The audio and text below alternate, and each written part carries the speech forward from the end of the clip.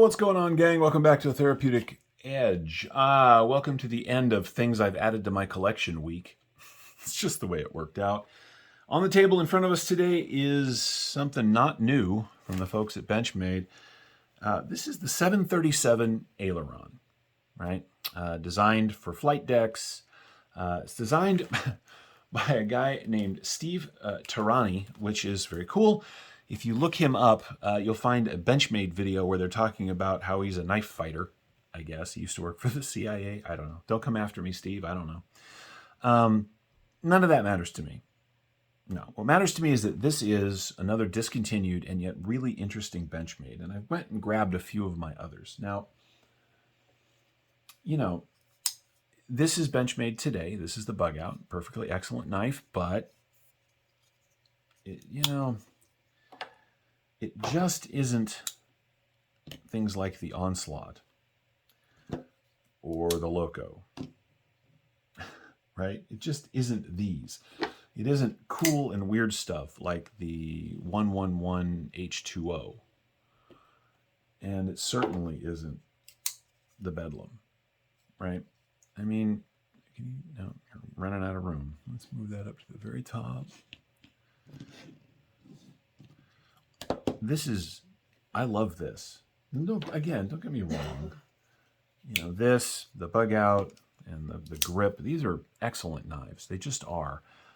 But they are not this interesting. And I think, at least for me, that the Aileron here, the 737, is as interesting as any one of these other knives on the table. I really do. It's got a unique blade to handle ratio. It's got a unique handle shape and an interesting blade shape, almost a spear point. It's just different. And it's very cool for that. So let me get some of this other stuff out of the way. Don't worry, they're not going far. I do love me some old Benchmades. Yes, I do. This thing, the Onslaught, I would love it if they'd bring this back. Now, this is the Mini. Anyway, if you guys have a full-size Onslaught out there that you're not in love with, let me know. I'll take it off your hands. Let's talk about the Aileron. As I said, it was designed by a guy named Steve Tarani, sort of with flight deck. He apparently has a two-handed knife opening system. So this is laser etching on the blade that gives it texture. It feels like skateboard tape, but apparently it's laser etched on there. I will say that if you like to,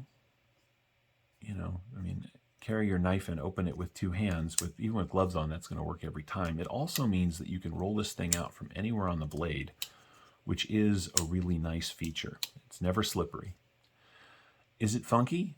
Yeah. Does it make a lot of sense for my needs? No. Do I still think it's cool? Absolutely. And of course, since it's got the deployment oval, you can flick it right out. Axis lock works beautifully on this thing. Comes with a nice standard Benchmade deep carry clip. And the G10 on this thing is really milled well. It's got a little bit of flat texture right here, sort of cross-hatching, and then it's got these lines back here. This is just cool. One thing I did notice, I'm not a big fan of it, but for people that carry their knives tip down, which is the wrong way. I'm kidding. You can carry a knife any way you want. This knife would actually make sense that way because you'd pull it out of the pocket and you could just hold on to it and just open it. It's just how Spydercos used to work before they made them tip up. It's really nice. It's got a nice heavy blade for the handle. Now the handle is very lean. You get plenty of purchase, but it is, check this out. Dimensionally, it's much thinner this way, but dimensionally this way, it is very similar to the 940, or in this case, the 943. I just think with gloves, big bulky gloves, that little hand, I think this thing would be great. Now, I passed on this knife when it first came out, almost entirely because of this texturing up here. I guess there's a part of me that was like, I don't need that, and I don't. But something funny, at least for me, happens when they discontinue a Benchmade. I go, what? Well, can I have one? And everybody says, no, they're gone. And that makes me very sad, and then I start looking for one, and then, one shows up. So let's go ahead and do some basic specs. It is S30V. It is steel liners. It is their axis lock. It is running on washers as they tend to. It's got a lanyard spot back here if you're interested in that sort of thing. Let's get the rest of the specs out of the way. You are looking at a 3 1/4 inches of cutting on 3 1/2 inches of S30V. Grip area from behind that swell is coming in at right there. So when I grab it, I'm right about up at the top there, right? The grip area is coming in at just about 3 1/2. Now it is a little tight. It does pin, but because, you know, I mean, it squeezes me back this way. But if you're holding it like that for like draw cuts or for working up close with stuff, this is perfect, right? It sets into the palm wonderfully. It's got lots of belly up here at the tip. This is, I just think this thing is cool. I really do. Then again, I've got a thing about Benchmades with the oval, right? Overall knife from tip to tail is coming in at just 8 inches. I mean, almost. Maybe just a little tiny bit short of 8 inches, but not much. Closed length, 4 1/2 inches. And the in the pocket profile, because of this really tall blade, in the cloppet pick. Metal complex called the pocket clip a cloppet pick once, and I have never been able to get that out of my head. So because of the way this is shaped, it's going to hang sort of that way, but we're going to measure it like this. You're looking at just over 1 1/2 inches like that. You're definitely going to know this is in the pocket, and between the jimping, well, with the jimping particularly, you're definitely, you know, yeah, you might get a little motion on that. So maybe don't have this resting right up against your phone. The jimping on the blade itself, let's see if I can show that to you, isn't sort of traditional jimping. So, right, if you look at the jimping on the grip here, it's just sort of traditional. It's, you know, cut out, step, cut out, step, cut out, step. This definitely has got almost a roll to it. See that shape? It works. I mean, you absolutely feel locked in, but it's, I don't know, it's just different. I think that's cool.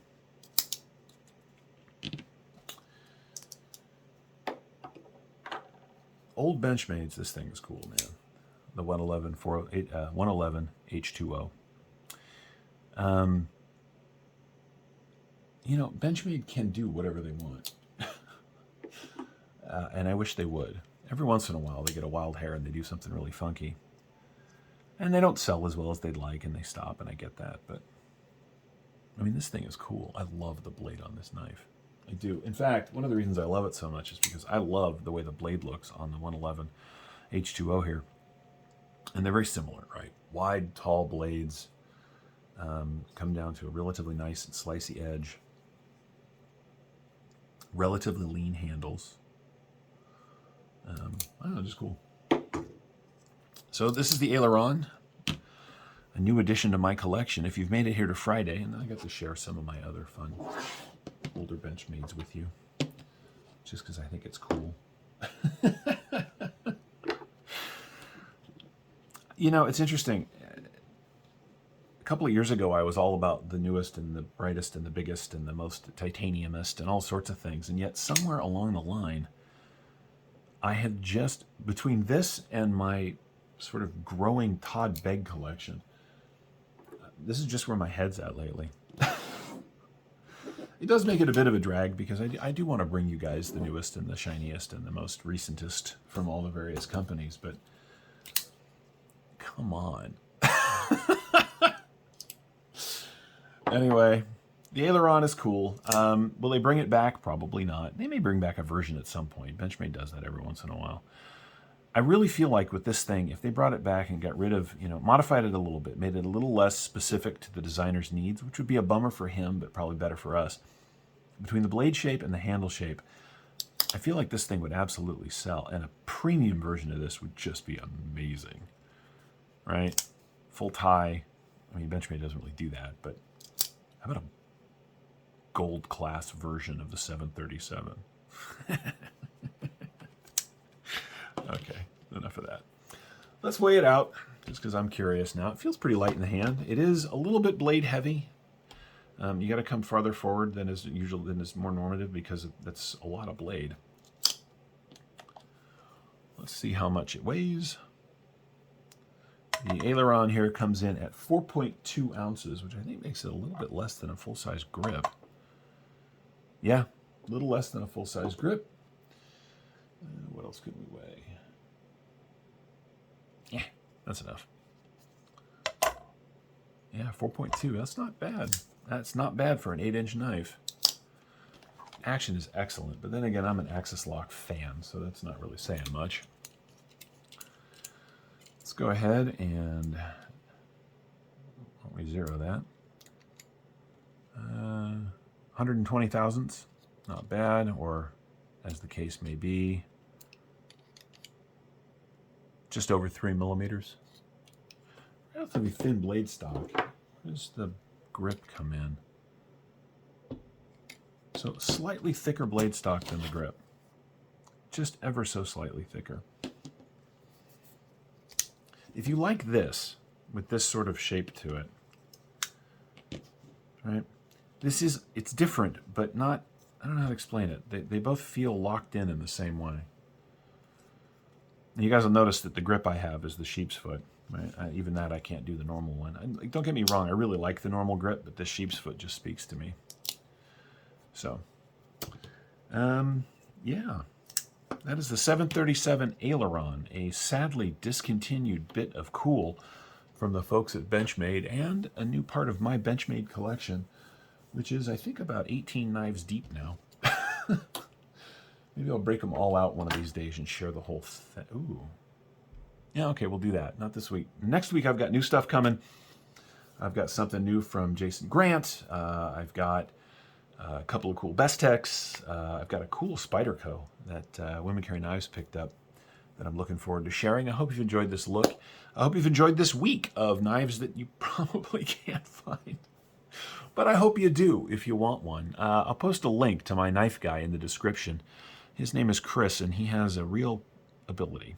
So if you're interested in a particular knife or any of the wild and crazy stuff that he's got, take a look at both his eBay store and his profile over there on Instagram. And on that note, thanks for watching.